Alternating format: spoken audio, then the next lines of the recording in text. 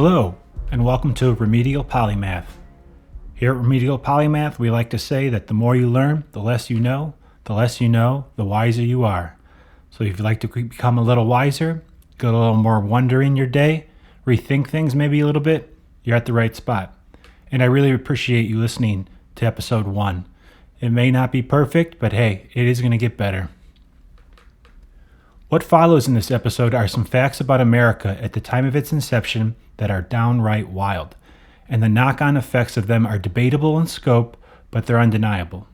One should really let these seemingly benign stats that we're going to talk about and their implications sink in for a minute. The repercussions for them are lasting and affect the lives of Americans to this day. And while they're not hidden from view, they are rarely ever taught or discussed, especially not in depth. This should be rectified, because only through understanding the realities, the context of what the country was and what its people were dealing with, can we truly understand the central governmental document that the founders handed down to us, that for better or worse, has its fingers in all of Americans' daily life. Of course, the unique governing document that has survived the trials of time and is intertwined with all the lives of Americans is the Constitution of the United States of America. Only after understanding more about the aforementioned context of the time can we better understand the Constitution's inherent whys and hows, and be able to correctly reflect upon the accomplishments and mistakes within it. Only then can we better understand our country and political reality. As Peter Zeihan and others before him like to say, demography is destiny. But what if the demography of your destiny isn't at all like that of your beginning? When, you're creating the rules the country will live and die by forever? What happens then? Let's take a look.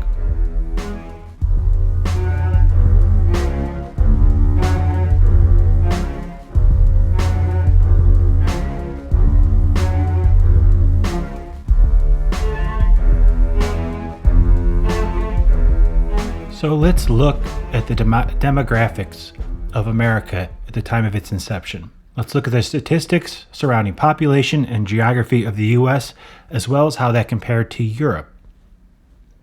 So, the population of the entirety of the 13 colonies in 1776 is estimated to be 2.5 million people. That is roughly the population of current-day metro area Las Vegas. In 1790, the first year we have any census data, the population was about 3.3 million. So, in 1787, the year in which the U.S. Constitution was created, we can assume the U.S. population was somewhere around 3.1 million people. The current population of the U.S. is 332 million. This means America has grown roughly 110x in its 245 years. And while that growth is indeed interesting, the real mind-bending statistic is just how small the population of the U.S. was when it embarked upon its own revolution.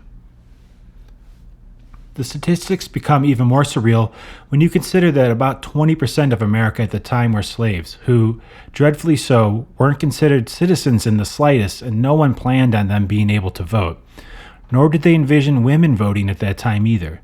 This means that while in 1776 no one was voting yet, it does mean that when the country embarked upon being an independent democracy, there were an estimated 2 million full citizens, with only 1 million of them being thought of as potential voters. This means that there are more people in Dallas today than there were potential voters in America when it embarked upon becoming its own democratic country. That should raise an eye to us today. But there is another type of size here to consider as well, that of land. The 13 colonies' geographical size was 430,000 square miles, which is larger than that of Ethiopia, the largest country in East Africa. More important is the comparison to the two other world powers that played a direct role in the American Revolution, as well as our foreign cultural influence, that of Great Britain and France. Great Britain was comprised of 230,000 square miles, and that's including Ireland.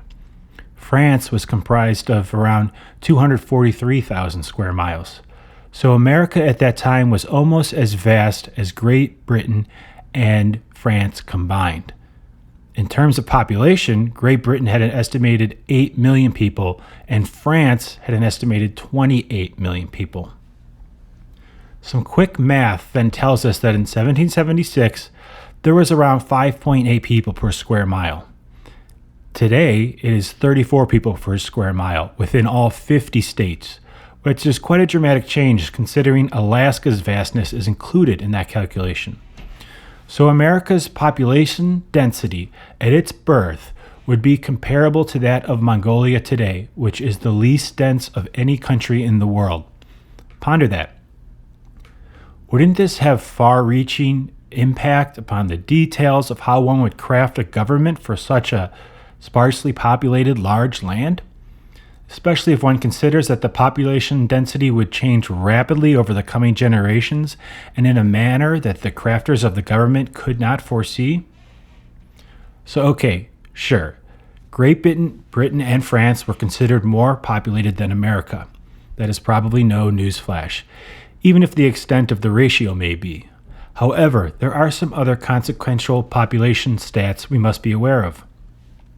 Namely, how those populations, as well as the societal power they created, were diffused within each country. See, London then as now was the capital of Great Britain. It had 1.1 million people, making it the largest city on the planet.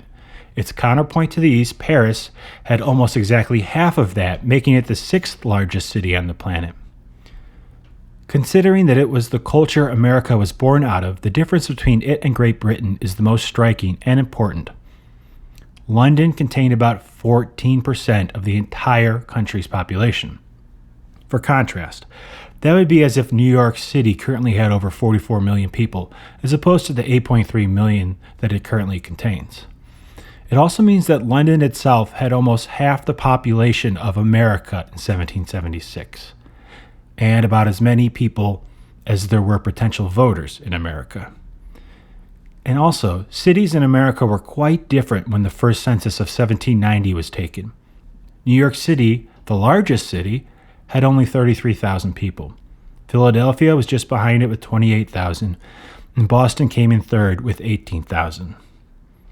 That meant that New York City comprised just 1% of America's total population. That's a big difference from London. Those are staggering statistical differences that have real consequences. One can see that Great Britain most certainly centralized their power, but not just in their politics, in the physical mass and location of their people as well.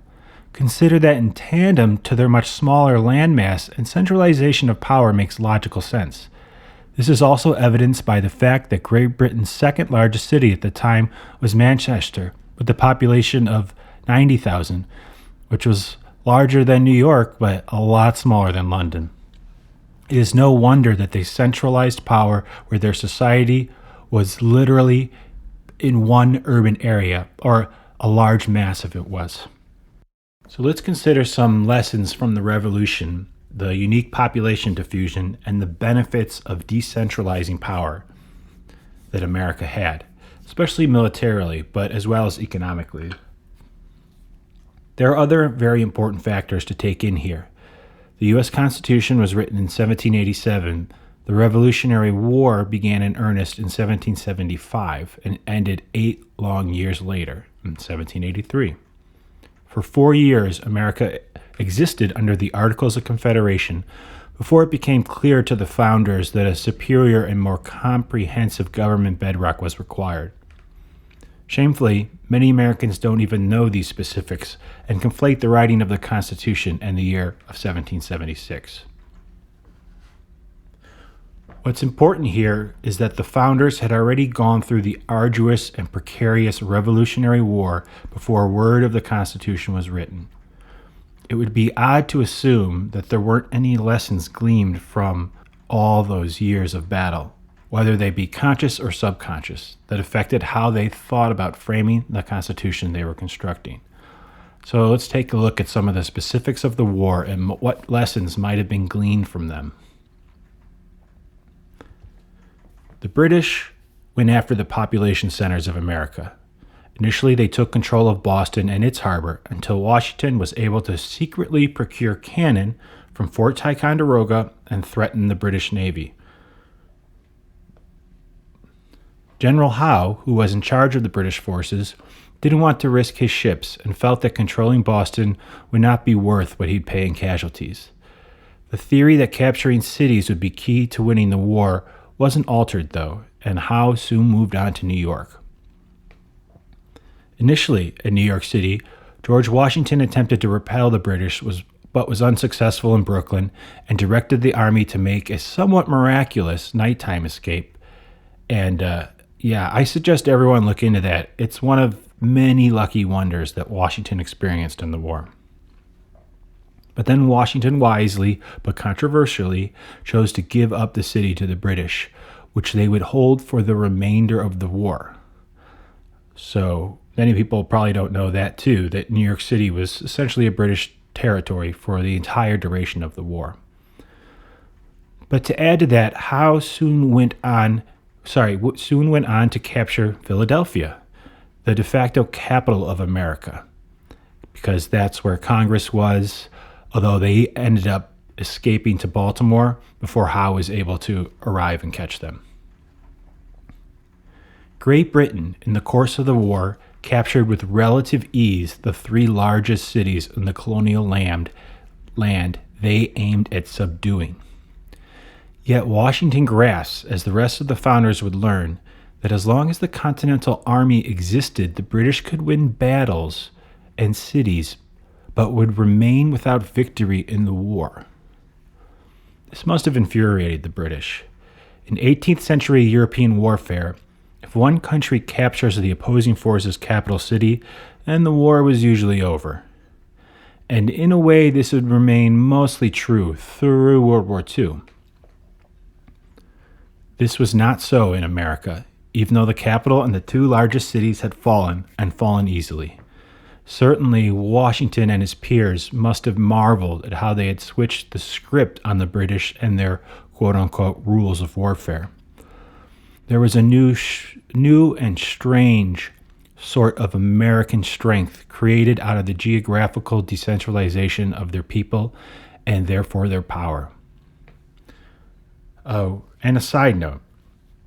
The differences in where power rested between these two cultures reached beyond geography and military strategy and was evident in how power was distributed within society as well. American colonists on average had a higher income than his or her English counterpart, until you reach the top 2%. That top echelon of English society owned and ran the society in a way that would be hard for Americans to relate to, then or now. As much as we like to talk about the Founding Fathers being the most privileged people in the land, and they were in America, their economic and societal domination in no way compared to their counterparts across the Atlantic. This, of course, is best exemplified by the Crown itself, in which inconceivable financial, societal, and military powers were invested into the whims of a single person.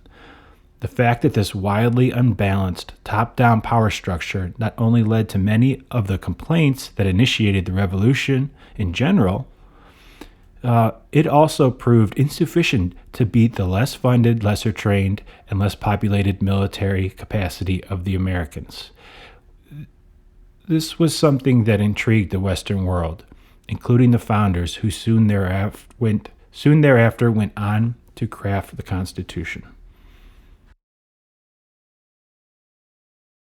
All right, so what did this mean in thought and in writing for the specifics of the Constitution? This is where it gets interesting. When it became evident after the war that America's federal government under the Articles of Confederation was vastly underpowered and a new system of government was required, these lessons of the uniqueness of the American power dynamics must have been in the heads of the founders, whether they were conscious of it or not. So, what could have been the results from this? Probably the most meaningful consequences were the compromises that were created within the Constitution. Most of these were created to address the differences between the big and small states, which was known as the Sherman Compromise. It is also known as the Connecticut Compromise and the Great Compromise of 1787. Benjamin Franklin summed up the compromise as this: If a if a proportional representation takes place, the small states contend that their liberties will be in danger. If an equality of votes is to be put in its place, the large states say their money will be in danger. When a broad table is to be made and the edges of the planks do not fit, the artist takes a little from both and makes a good joint. End of quote. The manner in which population proportions would be respected was central to the Constitution, and the consequences of how this question would be answered were monumental. The Virginia plan called for a different number of representatives in Congress based upon population. The New Jersey plan, on the other hand, called for the same number of representatives in Congress for each state. If this sounds like simple facts from your junior high school social studies class, you would be forgiven. In earnest, though, the way that America's geography, population diffusion, and lessons learned from the war really deserve our close attention,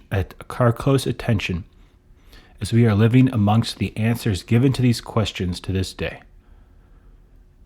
Many assume that the population differences between regions at the time of the Revolution had to be similar to that of today, or at least somewhat similar to the time of the Civil War. However, that is not the case. Virginia had a staggering 19.2% of the total U.S. population, with Pennsylvania being second most populous with 11.2%, South Carolina being third at 10.1%. The northern states did not have more people than the South. In fact, Delaware, Rhode Island, Maine, Vermont, and New Hampshire collectively only had 11.3% of the population. Here we have to also recognize that slavery played an unfortunate part in these population statistics, as in 1787, 40% of the people in the South were slaves, who were not considered citizens in any way, with a whopping 60% of people in Virginia alone being slaves. But more on that later. In fact, at that time, the South was growing more quickly than the North, and had the most land due to their western claims. So somewhat ironically, it was the Southerners who would be making the loudest demands for proportional representation in the legislature, something their descendants would eventually not be so much in favor of.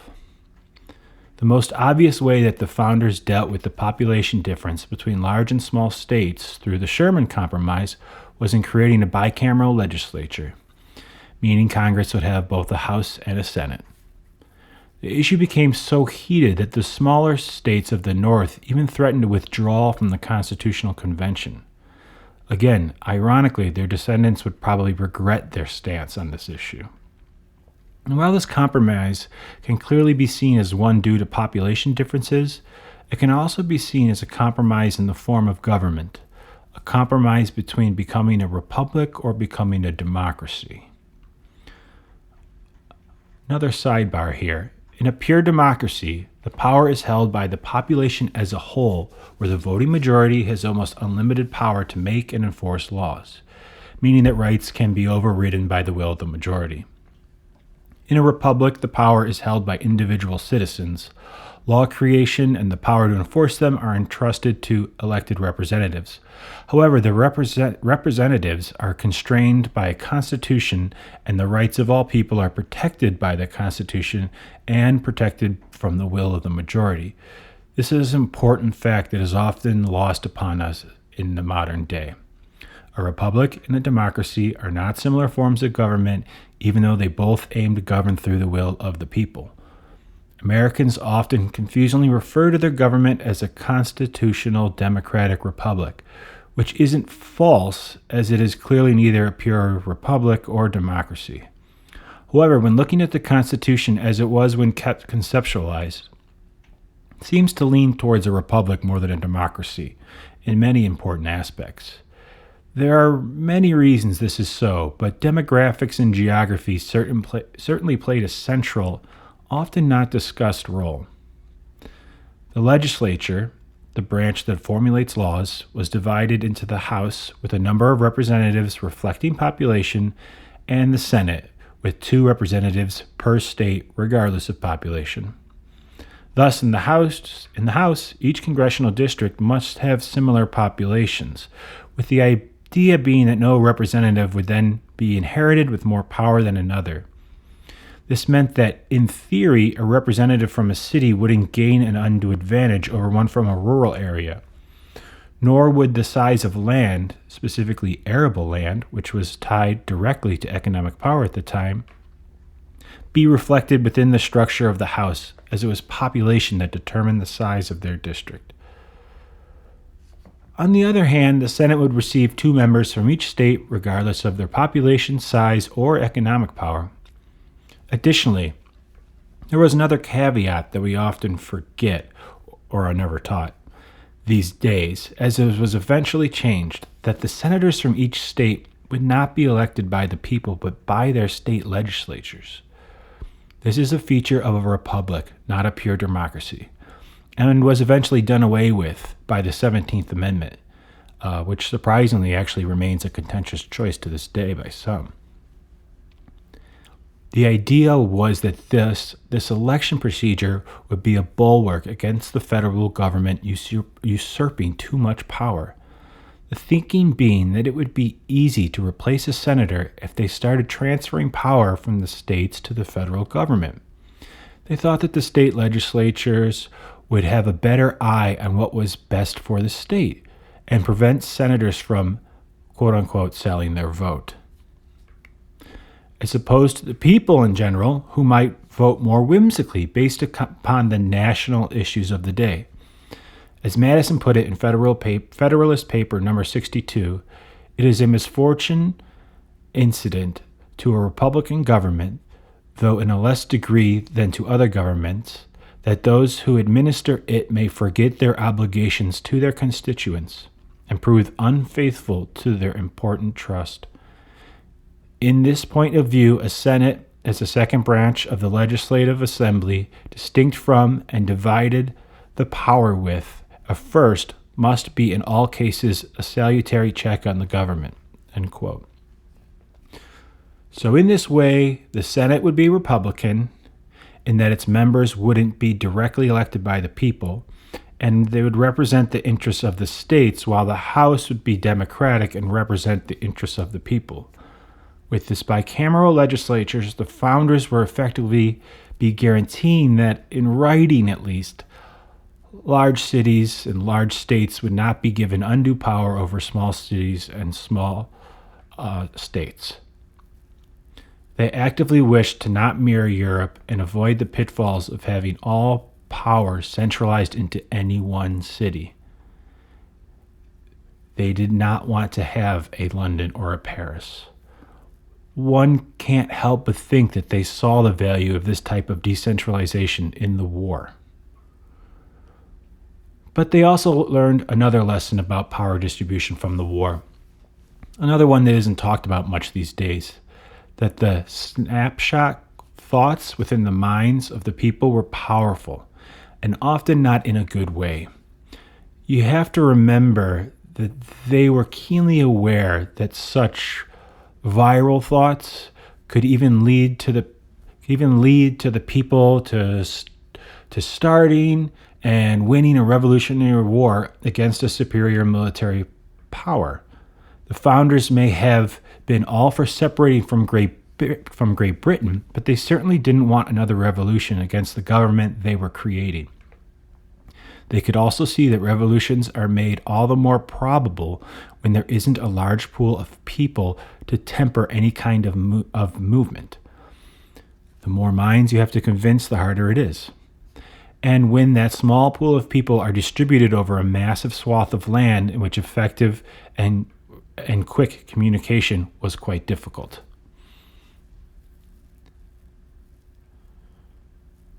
This meant that the potential power of people's thoughts in America was seen as harder to safely contain than it was in Europe.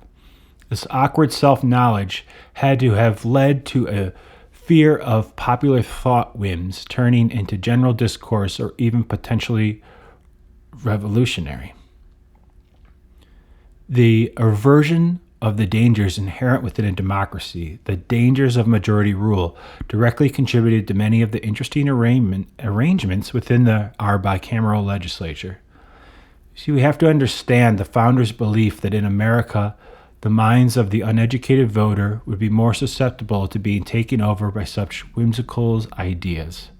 Does that sound familiar? And that the goals of the ideas would be easier to actually implement due simply to the small and widely diffused population of the country. One is reminded of the quote that is attributed to Thomas Jefferson, saying that an educated citizenry is a vital requisite for our survival as a free people. And while an educated citizenry is best, it cannot be guaranteed.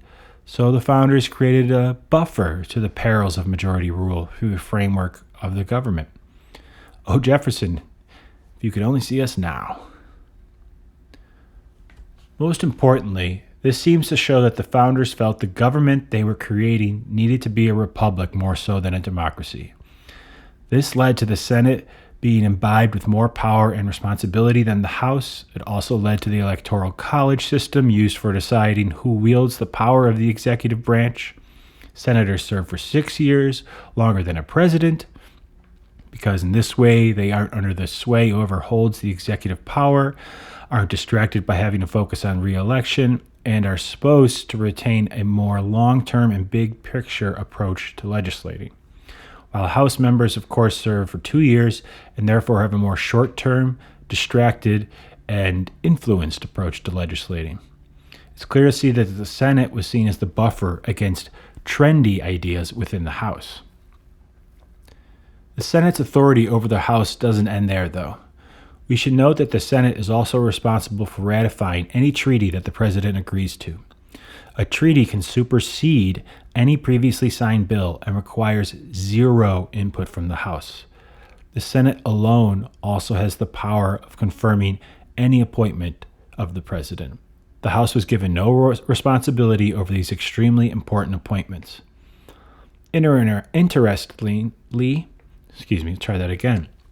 Interestingly, senators also get paid more than House members and almost never subsequently decide to run for the House, while the opposite happens all the time. But the significant aspect to ponder here is the Constitution being written so as to give the superior powers to the members of Congress who were not proportional to their state population and who originally were voted in by a state legislature and not by the people of the state.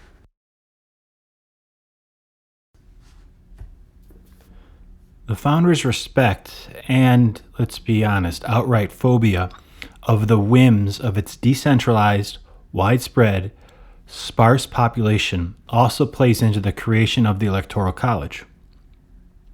It would not be one person, one vote that would decide who was president. Instead, they wanted a filter so as to again dodge the dangers of a pure democracy. This was to temper the passions of the crowd. This was especially true because the founders, with good reason, just didn't believe people in far-off rural areas could be well informed of their choices and needed the intermediary of educated electors who would take into account the vote of their constituents but wouldn't be beholden to them. We can fight about the contemporary legitimacy of the system, but with the population diffusion and large geography of the country at the time, this decision does make some sense. However, it also then led, unfortunately, to most states adopting winner-take-all voting system for their electors, which states did to give themselves more power within an election, even if in the end a 99% vote for someone would be just as powerful as 50.1%. This is a decision that we've had to painfully deal with a couple times in recent memory as people have won the presidency through the Electoral College while receiving substantially fewer overall votes. Another side note, you have to remember that there were also no political parties when the Constitution was created, and that it was assumed electors would vote closer to their individual choice as opposed to any dictates from a state or national party. Because of this, it was decided that if no single candidate wins a majority of the Electoral College, the election would go to the House, where each state gets one vote. That's borderline weird as hell, especially when you consider that the founders actually thought this would happen quite often, when in actuality it has only happened twice, the last time being in 1824. This system would diminish the chance of a runoff election or some kind of confusing and painful national recount. Again, the system was incredibly unique in the world then as it is now. Having electors and not having the people decide and having a one state, one vote backup plan gives a huge amount of power to the elite, well-informed people. In a way, though, this also shows an odd kind of respect for a state's land as opposed to its population. As long as that land was deemed a state, it got a vote in this process, regardless of how many people it contained within its borders. Okay. This is a clear attempt to counter any type of democratic mob, which would be hard to control in America at the time, as it wouldn't be decentralized due to its expansive geography and unusual population diffusion. Think about it. For purely logistical reasons, if there was an issue with such a mob in Great Britain, all you would have to do is subdue its spread and reach within London, and you've basically nipped it in the bud for the whole country. That's not so in America, as we saw clearly in the Revolutionary War. Of course, another horrible consequence of how the founders dealt with their unique population and geography issues, specifically within the House and the Electoral College, was the 3/5 compromise. This was one issue that was clearly Southern states versus Northern states. Southern slaveholding states wanted slaves counted in their censuses because it would give them more power in the House and the Electoral College, while Northern free states didn't want people who couldn't vote and were, horribly so, treated as property in all other legal instances to be counted and added to the ledger that would decide the level of representation a state would possess. The resulting compromise was that slaves would be counted as 3/5 a person. This regretful compromise was made to ensure that Southern states even considered ratifying the Constitution at all. This also, at that time, gave Virginia a quarter of all electoral votes required to win the presidency, hence why so many of the first presidents were Virginians. The differences were not limited to the number of citizens or the geographical size of the states.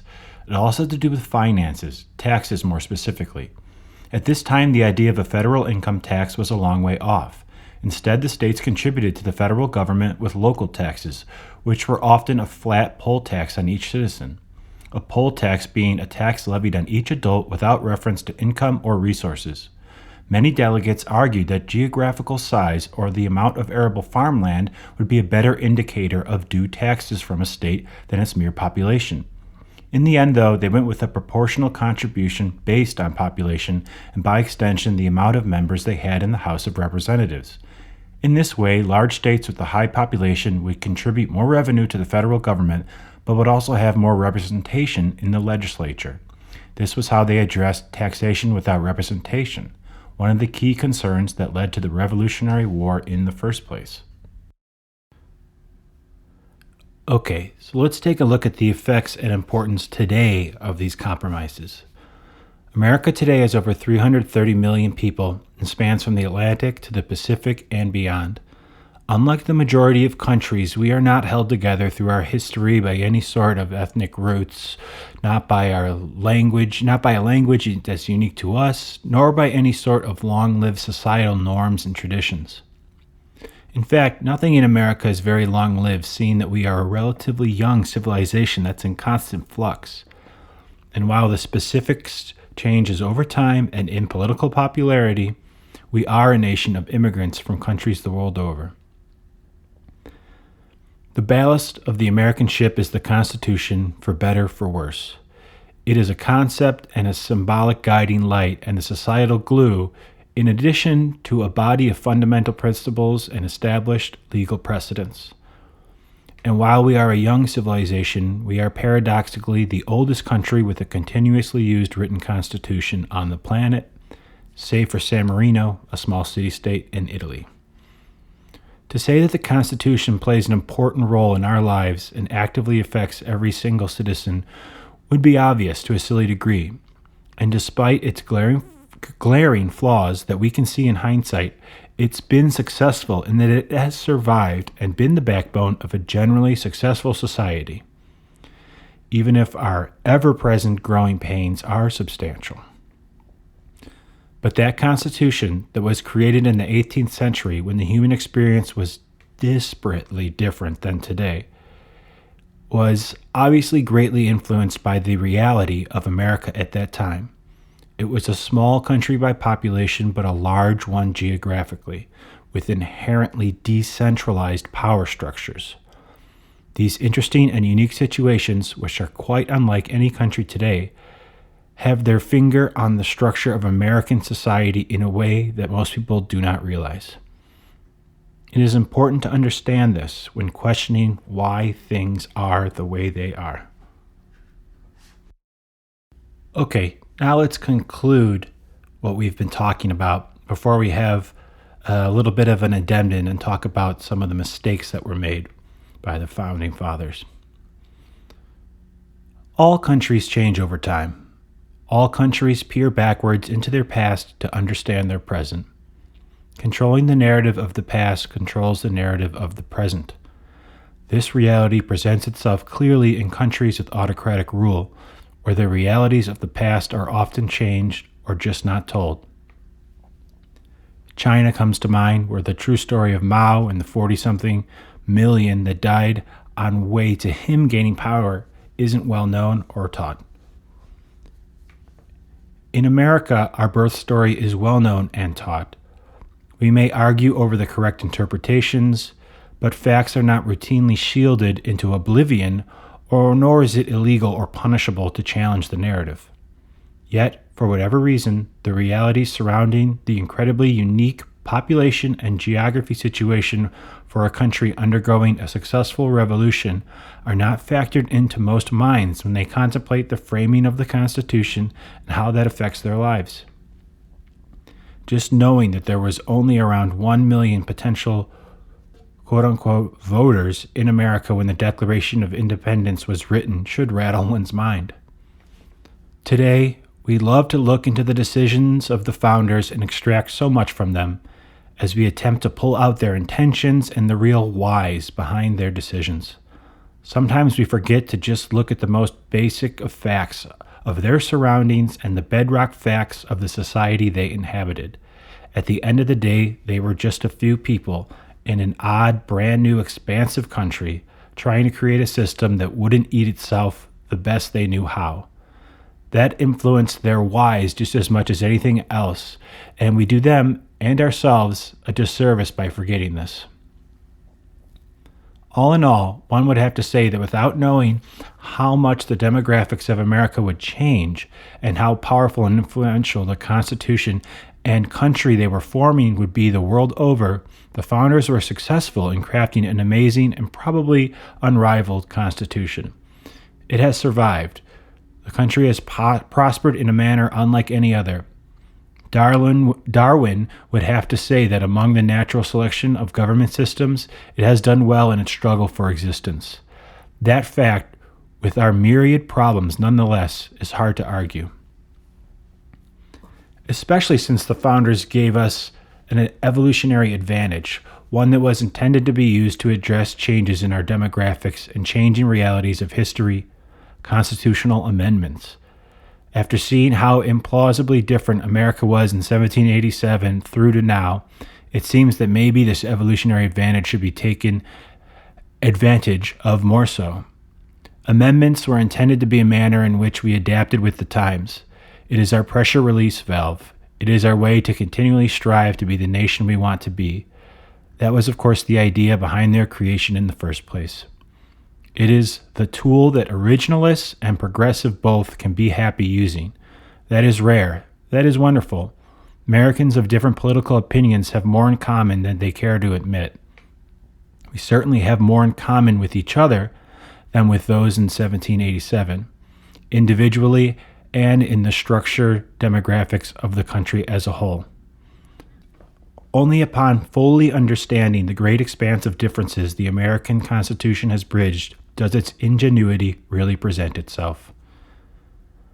So I hope that look into America's past and demographics was found to be interesting and intriguing. Thank you for taking the time to listen to it. Next, a little bit of an addendum where we'll take a subjective look at some of the potential mistakes made by the founders. Mistakes that even within the peculiarity of their time, they should have been better able to see.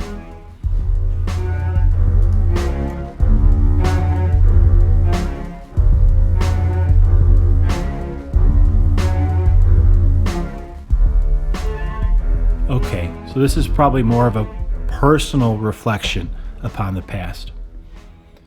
It is probably helpful to examine, with all the insights of hindsight, a few of the decisions surrounding the creation of the U.S. government that precipitated from the realities of America's small population, large geography, and lessons from the Revolutionary War that probably could have been handled in a better way.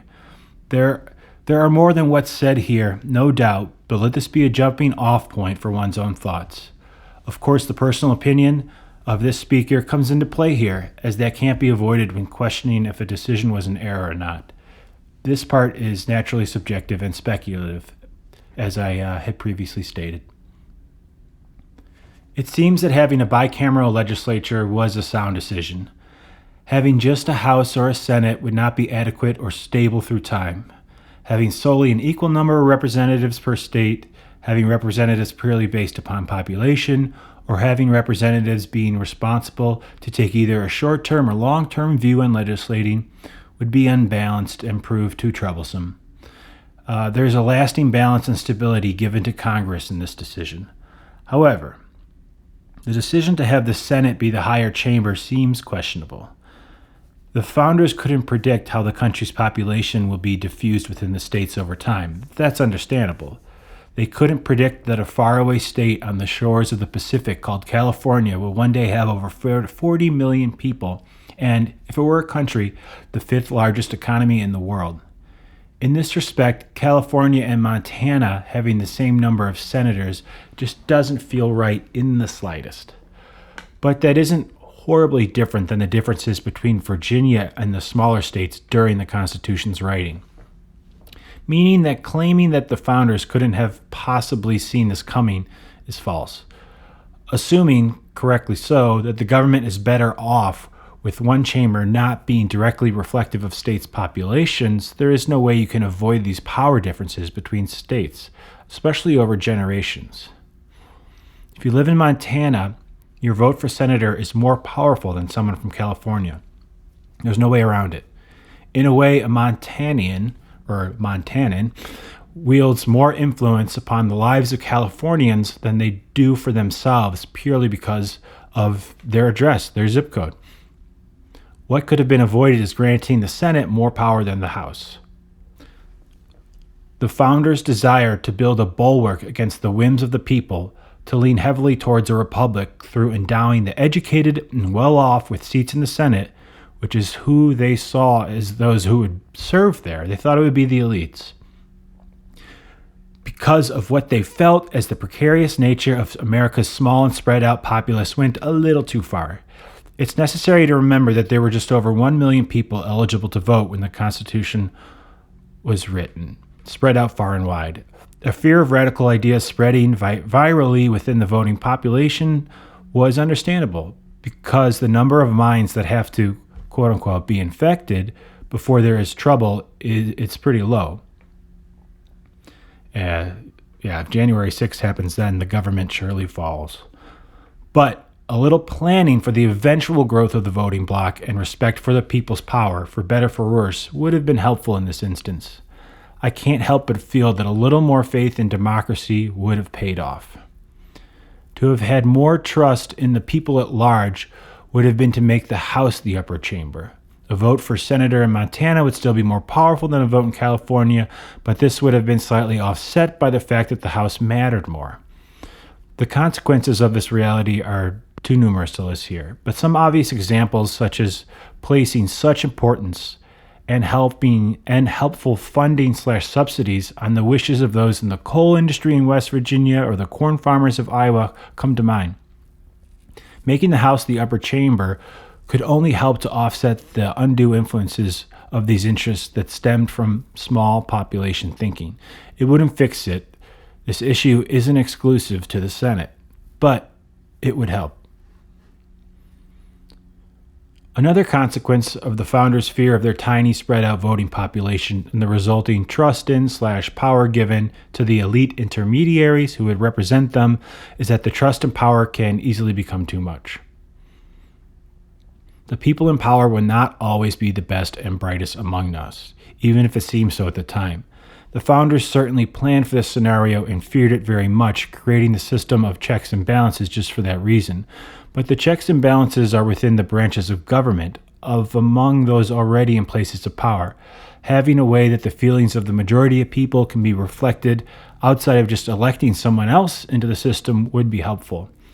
The options of what this mechanism would look like are various, and debating them would be a long paper on its own, but some manner would be helpful. When most people in the country agree on something, especially when that agreement crosses party lines, it should matter more than it currently does. An example of a situation like this is that currently 91% of Americans believe marijuana should be federally legal for medical or recreational use. That should change the laws and change them quickly. Yet due to many issues, lobbying chief among them, these laws on a federal level don't change. There should be a manner for the will of the people to influence the government in situations like this. The founders, in part due to the aforementioned demographic issues and fears, didn't build this into the system. At least not very well. Side note, interestingly, for constitutional amendments, the founders actually called for the ability of a national convention, called by Congress for this purpose, on the application of the legislatures of 2/3 of the states, which would be 34 now, so that they could be able to create an amendment. This option has never been used once. Okay, one amendment that could be called for that I believe could be more viable than doing away with the Electoral College would be one that abolished states having a winner-take-all system for their electors. The fact is, this system guarantees that we lose voters every 4 years on the issue of the presidency, but also anything else on the ballot. And we don't actually know the true will of the people when the election outcome of a large number of states is felt to be known by the public prior to the election actually happening. It's hard to think that we wouldn't be a better democratic republic if the winner-take-all system was gotten rid of, and if all states voted in the manner that Nebraska and Maine do currently, where they apportion votes based on district-specific performance.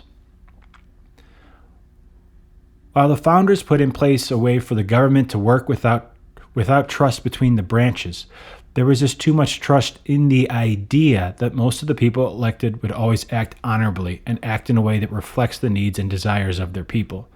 This misplaced trust also applies to the incredibly important unelected people put into positions of power in our government. It has to be remembered that a vast amount of power is given to unelected people within the government, such as the many in the Defense Department who possess access to the information in the numerous security levels above the president. This trust of the founders maybe made sense in their sparsely populated world, where it seemed the cream of the crop would be those who decided to run for office. But even then, they should have known this doesn't necessarily hold up to the pressures of time and growth, and they only had to look to their European counterpoints for examples of this. It's okay to lean heavily towards being a republic, or basically just be one, but without building in some sort of decent democratic check on the representatives of the republic itself, we often find those in government just not being respectable people. In fact, nowadays many people ask, who even wants that job? The unfortunate answer is often someone seeking power, financial success, attention, or all the above. One could say then that impeachment and actual removal should be used more often, as was probably intended by many of the founders. Sadly, though, this mechanism isn't enough, and another more democratic manner that directly reflects the will of the people would have been helpful. Again, this is one that should have been obvious at the time and didn't require time and change to reveal itself. Admittedly, this is a dangerous idea in many ways, especially when it is confined to laws within a state. The civil rights movement, for example, might never have happened if the opinion of the majority was the deciding factor. Hence, LBJ and the Democratic Party paid a heavy political cost for this, even though it was the right thing to do. And yet, as previously discussed, there are times when the reverse is true, when the majority of the people want something and it falls upon deaf political ears to the detriment of all. A clear manner of rectifying this is not readily apparent. Apologies to anyone listening to this and thinking it is pointless to point out the problem without a solution. But I disagree. Pointing it out is necessary. Maybe it could be a public referendum that, when it reaches a certain level, must be discussed and voted upon by Congress. Very possibly there are other ways. But what does seem true was that the realities of America in 1787 led to the founders creating a republic with checks and balances within the government, but without a way for the people to directly check and balance that republic, outside of just electing other people into the system when the next election year came up. The fear here is that the people will eventually become so incensed at their lack of representation that they will turn to electing people with the direct aim of destabilizing the entire structure. I'm sure we can all think of some people who fall under that description. Or they will turn to extra governmental means of expressing themselves. You could see the French Revolution there. One can't help but feel that the founders' rejection of centralized power also played into the creation of Washington, D.C., which was a great idea in most respects, but a mistake in other key ways. It was a city created out of thin air, not placed within any state, located in an area designed to quell geographical tensions as opposed to reflecting any natural trade or geographic advantage, with the aim of its citizens living there to support the function of the government. This was unlike any other capital city on Earth, and quite on purpose. Yet the unfortunate and oddly un-American consequence of this is that the citizens of D.C. are not represented in Congress like they would be in any other state. This is true even though the city has a higher population than the entire state of Vermont and Wyoming. This is more food for thought than anything else, as an example of the unintended long-term consequences of the founders' reactions to the realities and desires of their day. And then there's the mistake from the founders, the 3/5 compromise on slavery. Of course, slavery shouldn't have been carried over into the creation of America at all. Other countries have shown there existed peaceful ways of eradicating this evil practice. And while the founders were okay being revolutionary in a multitude of ways, they should have tried to seize the moment in some way regarding slavery. That was the great sin of the Constitutional Convention. But even if you allow that at the time that couldn't have been done, as there wouldn't have even been a United States if the free states, arguing from a population disadvantage, would have insisted upon this, that doesn't excuse this compromise. Why would you allow for slaves to be counted at all when it comes to deciding the number of representatives a state would receive when their owners cruelly treated them as property and not as fellow humans in all other respects? Allowing the disgraceful practice to continue on unimpeded was compromise enough, giving the slaveholding states an undue voting advantage. In addition, this just doesn't make any sense, even from an unemotional political point of view.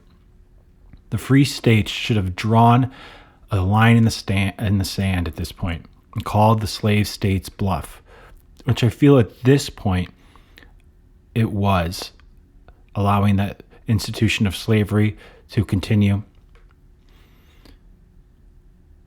One can't help but imagine how American history might have unfolded had the southern states had the appropriate voting power, especially as the northern states quickly became the most populous in the generations to come. Maybe this original sin could have been purged politically as opposed to through the massive shedding of blood in the Civil War. Of course, warfare was probably always in the cards. Such was the depths of this sin that only violence could budget towards its own death. Maybe America had to wait until the population and economic reality shifted. But one can't help but wonder.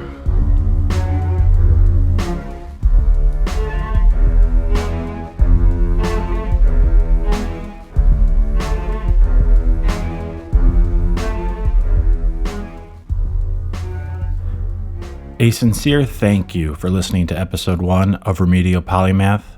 I hope you found it very interesting and maybe challenged some of your beliefs about what you knew about the founding fathers and the crafting of the American Constitution and just what America was like at the time of its birth. I hope it was intriguing enough for you to join me for episode 2, which we'll discuss the mysteries of vision. And please forgive me for any of the pronunciation flubs. It really can be odd to read your own writing for an hour at a time. On the way out, I'd just like to remember what Socrates said. True knowledge exists, knowing that you know nothing. All right, everyone. Be well.